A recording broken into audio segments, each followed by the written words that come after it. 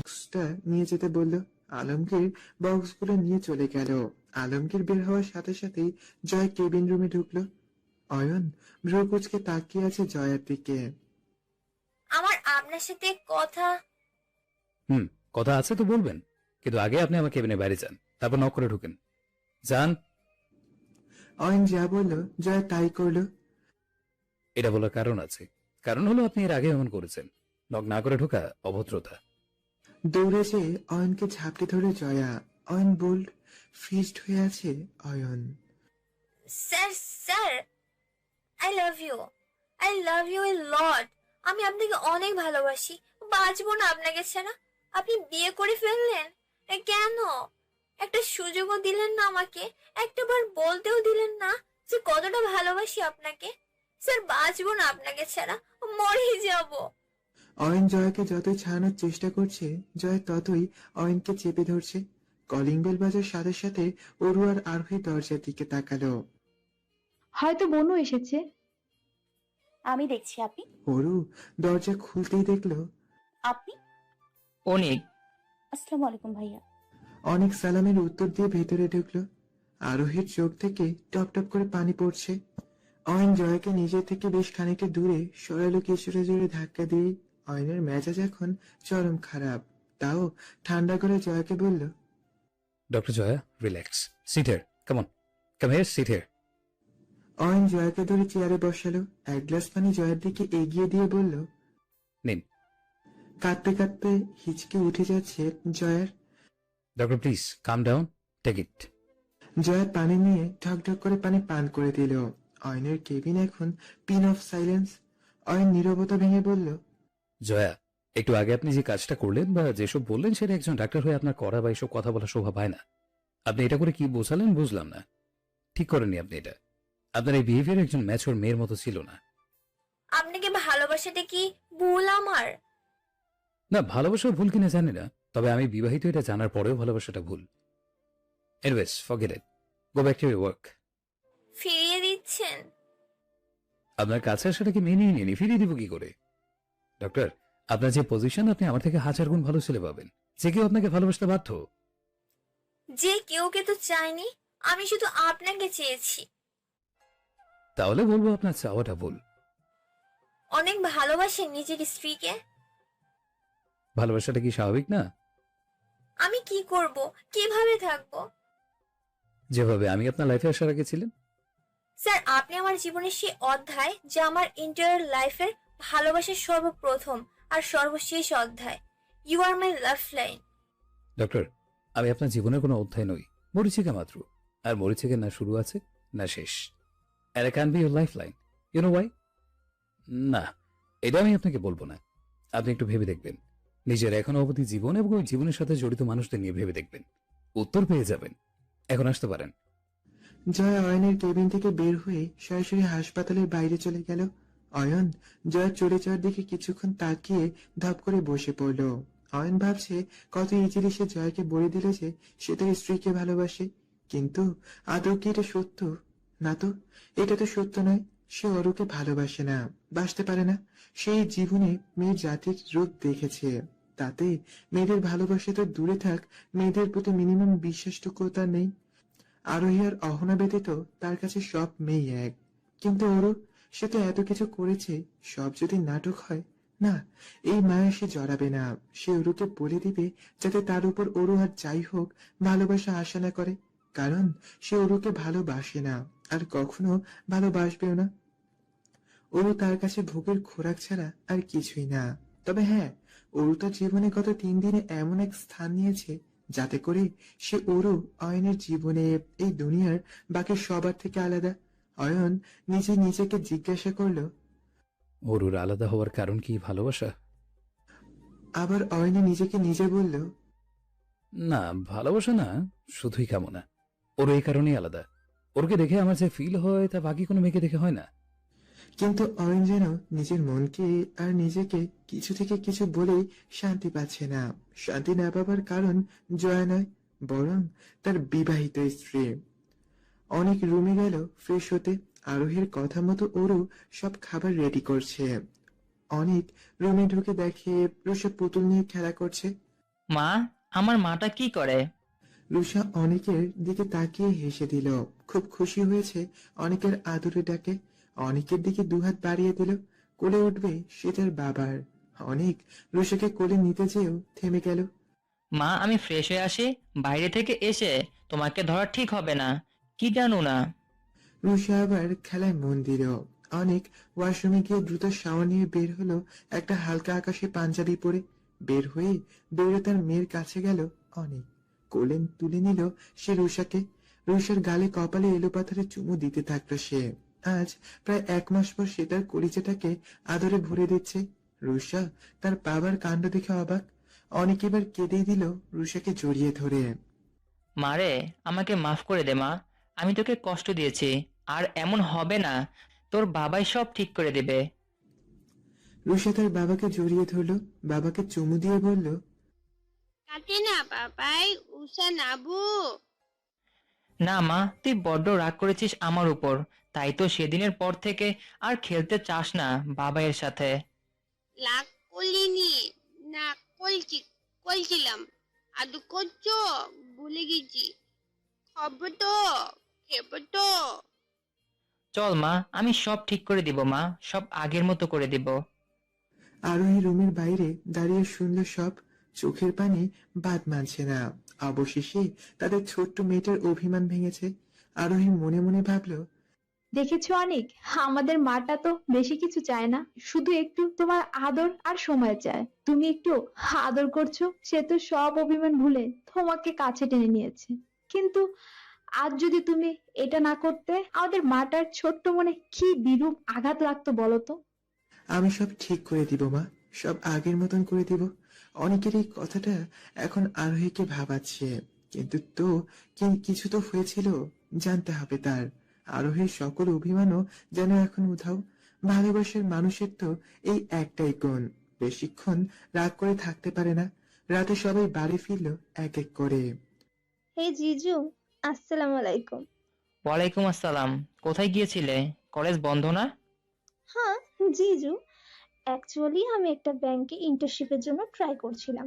Finally সেটা approve হয়েছে, তাই গিয়েছিলাম। আপাতত অফ। Great, carry on. যাও গিয়ে ফ্রেশ হয়ে আসো, একসাথে খাবো। বাবা এখনো ফিরলেন না যে? আজ তো বাবারও লাস্ট অফিস ডে। করোনা ভাইরাসের জন্য কাল থেকে সব অফিস আদালত বন্ধ, তাই মেবি কাজ সেরে ফিরতে দেরি হচ্ছে। জিজু, আপনারা তো অফিস বন্ধ, আমাদের সাথে থাকবেন কিন্তু কয়েকদিন। ডান। অনেক তো আসলে হাফ ছেড়ে বেঁচেছে। এই কয়েকদিন অফিসে যাওয়া লাগবে না, আর ওই রিতার চেহারাও তার দেখা লাগবে না। আজ রাতে সে আরোহীকে সব বলবে, মনের সব কথা বলবে। তারপর দুইজন মিলে প্রবলেমের সলিউশন বের করবে। আসলে ভুল অনেকেরই ছিল। প্রথমেই তার আরোহীকে সব খুলে বলা উচিত ছিল। আর এখন তো অনেকের কোনো দোষই ছিল না। আজ যদি অনেক প্রথমেই সব বলে দিত, তাহলে আজ তার দ্বারা আরোহী আর রুষাকেও এত কষ্ট পেতে হতো না। বাসার সবাই একসাথে রাতে খেলো, শুধু অয়ন আর অরু বাদে।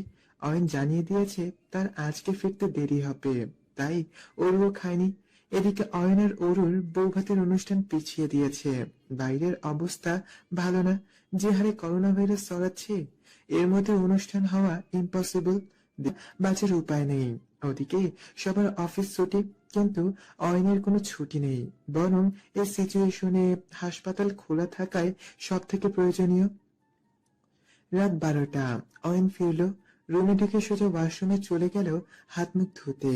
ফ্রেশ হয়ে বের হয়ে দেখে ওরও দাঁড়িয়ে আছে লেবুর শরবত নিয়ে। অয়ন ওর দিকে তাকিয়ে আছে। কি আছে এই মেয়েতে, এত মায়া কেন লাগে? আচ্ছা, আজ যদি আমি বাবার কথায় বিয়েতে রাজি না হতাম তাহলে কি হতো? ওরকে তো পেতাম না। ওর তো ইদানিং প্রতি রাতে নিত্য নিয়মিত প্রয়োজন। স্যার মুখখানি দেখলে সারাদিনের ক্লান্তি দূর হয়ে যায়। কিন্তু আর যাই হোক, আমি তো ওরকে ভালোবাসি না। অয়ন ভাবতে ভাবতে ওর হাত থেকে গ্লাসটা নিয়ে লেবুর পানিটা পান করে নিল। বলছি যে আমি নিচে খাবার দিয়েছি, চলুন নিচে খেয়ে নিন। অয়ন কিছু না বলে নিচে চলে গেল। অরু অয়নের খাবার পেয়ে দিয়ে চুপচাপ মাথা নিচু করে দাঁড়িয়ে আছে। তুমি খেয়েছো? না মানে খাবো পরে। পরে আর কখন? আগে আপনি খেয়ে নিন। হুম। রাত 1টা। অরু সব কাজ শেষ করে রুমে চলে এলো। অয়ন রুমে নেই। গেল কোথায়? ওয়াশরুমও তো খোলা, হয়তো বারান্দায়। ওরু দ্রুত পায়ে ওয়াশরুমে ঢুকে গেল ফ্রেশ হতে। ফ্রেশ হয়ে বেরিয়ে ওর বারান্দায় উকি দিয়ে দেখলো অয়ন দাঁড়িয়ে সিগারেট টানছে। বুঝলাম না, ওই ধোয়ার কে খায় উনি? আমার একটুও ভালো লাগে না। শোনা যাচ্ছে কথা? ওর চোখ জোড়া অয়নের কথা শুনে বড় বড় হয়ে গেল। মিনমিন করে কথা বলো, তা ঠিকই স্পষ্ট শোনা যায়। আর কোনো প্রশ্ন করলে উত্তর এতই আসতে বলো যে কানেই শুনি না। ওরু এবার জিব্বায় কামড় দিয়ে যেই না দৌড়াতে যাবে, অয়ন অমনি ওরুর হাতটা ধরে ফেললো। হাত ধরে একটানে ওরুকে নিজের কাছে নিয়ে চলে এলো। নির্জন রাত, আর একটু পরে ভোর হবে। খাটের পাশের মেঝেতে বসে চোখের জল ফেলছে ওরু। কেন এমনটাই হলো তার সাথে? সে তো অয়নকে ভালোবেসে ফেলেছে, খুব বেশি ভালোবেসে ফেলেছে। আচ্ছা, ওরুর অয়নকে ভালোবাসাটা কি ভুল? না তো। অয়ন যে তার স্বামী। ইসলামী শরীয়তের মোতাবেক 3 বার কবুল বলে অয়ন আর ওরুর বিবাহ এই পবিত্র বন্ধনে আবদ্ধ হয়েছিল। তো কখনো কাউকে ভালোবাসিনি। আমার সব ভালোবাসা মনের মাঝে সুপ্তভাবে রেখেছি আমার স্বামীর জন্য। আমি চেয়েছি নিজের সর্বস্ব দিয়ে নিজের স্বামীকে ভালোবাসতে, আর তাই তো আমি অয়নকে ভালোবেসে যাচ্ছি। কিন্তু অয়ন, সে যে ওরুকে ভালোবাসে না, ভালোবাসতে চায়ও না। ওরু তাকে ভালোবাসুক, সেটাও তার কাম্য নয়। সে শুধু ওরুর শরীর চায়। সে চায় ওরুও তাকে শুধু শরীর দিক, ভালোবাসা না দিলে অয়নের বিন্দুমাত্র যায় আসে না। না না, এটা ওরুর মনের কথা না, এটা অয়ন তাকে বলা কথা। এই তো কিছুক্ষণ আগের কথা। ফ্রেশ হয়ে বেরিয়ে ওরু বারান্দায় উকি দিয়ে দেখছিল অয়ন দাঁড়িয়ে দাঁড়িয়ে সিগারেট টানছে। ওর চোখ জোড়া অয়নের কথা শুনে বড় বড় হয়ে গেল। ওরু এবার জিভে কামড় দিয়ে যেই না দৌড়াতে যাবে, অয়ন অমনি ওরুর হাতটা ধরে ফেললো। হাত ধরে একটানে ওরুকে নিজের কাছে নিয়ে এলো অয়ন। ওরুকে পিছনে ফিরিয়ে পিছ থেকে জড়িয়ে ধরলো অয়ন। পূর্ণিমা রাত, দুজনের চোখ আকাশের উজ্জ্বল চাঁদের দিকে। কিছুক্ষণ বাদে অয়ন বলল, অরু, তোমার কাছে স্বামী স্ত্রীর সম্পর্ক মানে কি? ওরু অনেক সহজেই বলে দিল, স্বামী স্ত্রীর সম্পর্ক মানে ভালোবাসার সম্পর্ক, সামনের সম্পর্ক, সম্মানের সম্পর্ক, একে অপরের সুখ দুঃখের সঙ্গী হবার সম্পর্ক। স্বামী স্ত্রীর সম্পর্ক মানে স্বামী স্ত্রীর কাছে আর স্ত্রী স্বামীর কাছে সেই এক নিশ্চয়তা এবং ভরসার স্থান, যেখানে জীবনে যত বড় ঝড়ই আসুক না কেন, স্বামী ও স্ত্রী একে অপরের প্রতি সেই আস্থা রাখে যে কঠিন থেকে কঠিনতর সময় ওই একটা মানুষ আছে যে তার সঙ্গ কখনো ছাড়বে না। অয়নের কথাগুলো তখন খুব মন দিয়ে শুনছিল, আর সাথে সাথে ওর কাঁধে নিজের ঠোঁট জোরে বুলাচ্ছিল, আর ওর চোখ বন্ধ করে বলছিল কথাগুলো। অয়নের স্পর্শগুলো ওর মনের ভিতরে যেন ঝড় তুলেছিল ওই মুহূর্তে। ওর কথা শেষে অয়ন ওরকে নিজের দিকে ফিরিয়ে কোলে তুলে নিল। দীর্ঘ সময় ধরে শারীরিক মিলনের পর অয়ন তাকে বলল, কি যেন বলছিলে তুমি? হ্যাঁ, প্রথমত স্বামী স্ত্রীর সম্পর্ক মানে ভালোবাসার সম্পর্ক। কিন্তু অরু, আমি তোমাকে ভালোবাসি না, আনা কখনো ভালোবাসবো। এর মানে কিন্তু এই না যে টিভি সিরিয়ালের মতো আমি অন্য কাউকে ভালোবাসি বা কখনো ভালোবেসেছি কিংবা ভালোবেসে ঠকেছি। এমন কিছুই না। কি করব বলো? আমি মানুষ বেশি একটা ভালো না। তুমি চাইলে ডিরেক্ট খারাপও বলতে পারো, কারণ আমার কাছে মেয়েরা কোনো ভালোবাসার বস্তু নয়। আর যেখানে তোমার আমাকে ভালোবাসার কথা, তুমি আমাকে ভালোবাসো না বাসো, বিলিভ মি, একটু যায় আসে না আমার। সাজেস্ট করবো আমাকে ভালোবেসো না, ভালো থাকবে। আমাকে ভালোবাসলে কষ্ট ছাড়া কিছুই প্রতিদানে পাবে না। দ্বিতীয়ত, স্বামী স্ত্রীর সম্পর্ক মানে সম্মানের সম্পর্ক। কিন্তু তোমাকে দেখলে আমার কামনা জাগে, তোমাকে নিজের করে পাওয়ার প্রবণতা জেঁকে বসে আমাকে। তোমার শরীর চাই আমি, তোমার বিবস্ত্র শরীর আমার কামনার প্রখরতাকে ঠান্ডা করে। আমরাও কিন্তু স্বামী স্ত্রী, তাহলে এখানে সম্মানটা কোথায় তোমার প্রতি আমার? আর যে মানুষটা তোমাকে এমন নজরে দেখে, তার প্রতি তো তোমারও সম্মান থাকা উচিত না? তৃতীয়ত, বলেছিলে একে অপরের আস্থা, ভরসার স্থানের কথা। সেটা আমার কাছে একদমই অসম্ভব একটা কথা লাগলো, কারণ আমি জানি যে স্বামী স্ত্রী একে অপরের নিশ্চয়তার স্থান হতে পারে না। আজ আমার এবিলিটি আছে, তোমাকে ফিজিক্যালি, মেন্টালি, ফিনান্সিয়ালি সব দিতে পারছি, তাই তুমি আমার সাথে আছো। কিন্তু আজ আমার কিছু একটা হয়ে যাক, সাপোজ আমি কোনোভাবে তোমাকে এসব দিতে অক্ষম হলাম, তখন ভালোবাসা সাপোর্ট জালনা দিয়ে পালাবে তোমার। আমার ক্ষেত্রেও কিন্তু সেম। আজ তুমি আমাকে ফিজিক্যালি স্যাটিসফাইড করতে পারছো বলে আমার প্রতি রাতে শুধু তোমায় চাই, কিন্তু আল্লাহ না করুক তোমার সাথে খারাপ কিছু হোক, তখন কিন্তু আমিও তোমাকে দেখতে পারবো না। ওরুর অয়নের বলে কথা শুনে নিস্তব্ধ, চোখ দিয়ে শুধু টপ টপ করে পানি পড়ছে তার। এমন কেন লোকটা? মেয়েদের এত খারাপ ভাবেন কেন তিনি? বাবা তো বললেন যে মেয়েরা এই দুনিয়ার পিতামাতার কাছে মহান, আল্লাহ এর দেয়া সব থেকে বড় নিয়ামত। তাহলে তিনি এমন কেন করেন? ফজরের আজান শুনে ঘোর কাটল অরুর। নামাজ পড়তে হবে। নিজেকে গুছিয়ে ওয়াশরুমে চলে গেল অরু। ফরজ গোসল করে অজু করে নামাজে দাঁড়াতে হবে তার। এদিকে আরোহী আর অনিকও একে অপরের দিকে তাকালো। পাশে রুষা ঘুম। মেয়েটা আজ খুব খুশি। আজ 1 মাস পর সে তার বাবাকে আগের মতন করে পেয়েছে। অনেক খেলেছে আজ বাপ মেয়ে মিলে। তারপর রুষা অনেকের কাছে গল্প শুনতে শুনতে ঘুমিয়ে পড়েছে। তারপর শুরু হয়েছিল অনেক আরোহীর গল্প। এর মানে দুজন সারা রাত গল্প করেই কাটিয়েছে। আসলে গল্প না, অনেক আরোহীকে সব সত্যি কথা জানিয়েছে এতক্ষণে। আরোহীর কাছে মাফও চেয়েছে সে, খুব করে। আরোহীর চোখে ছিল পানি, অনেকেরও। দুজন দুজনকে বড্ড বেশি ভালোবাসে। তুমি চিন্তা করো না, আল্লাহ বিপদ দিয়েছেন, উনি আমাদের বিপদ দূর করবেন। আমরা দুজন একসাথে এই বিপদ থেকে বের হব। চলো একসাথে নামাজ আদায় করি। ইনশাআল্লাহ। চলো আরোহী। জি, ভালোবাসে। আমিও অনেক ভালোবাসি তোমায়। ওরও উঁচু করে বের হয়ে ভাবছে, ডাকবো ওনাকে? না থাক যদি বকে। না, ডাকা আমার দায়িত্ব, কিন্তু ডাকার অধিকার সেটা কি আছে? এই যে শুনছেন, ওঠেন। নামাজ পড়বেন না শুনছেন? মাত্র 2 আর 2 করে 4 রাকাতই তো। ওঠেন না, ওঠেন প্লিজ। আমার ডাকার দায়িত্ব ছিল, রেখেছি। একবার না 3 বার। না উঠলে কি করব? বড় হলো, লেখাপড়াটা কমপ্লিটও করতে পারলো না। খুব কষ্টে 12 ক্লাস পর্যন্ত পড়াশোনা করেছিল অরু। তারপর জোর করেই বিয়ে দিয়ে দিলে ওকে। ওরু শুধু বলেছিল এইচএসসি পরীক্ষা পর্যন্ত অপেক্ষা করতে, তাও করলো না। মা না হয় সৎ ছিল, কিন্তু বাবা এতই কি বোঝা হয়ে গিয়েছিল অরু তাদের কাছে?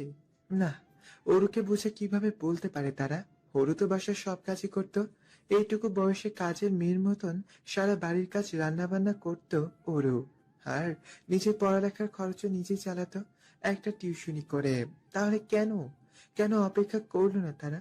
এই তো আজ করোনা ভাইরাসের প্রকোপ না হলে এইচএসসি পরীক্ষা হতো সামনের মাসে।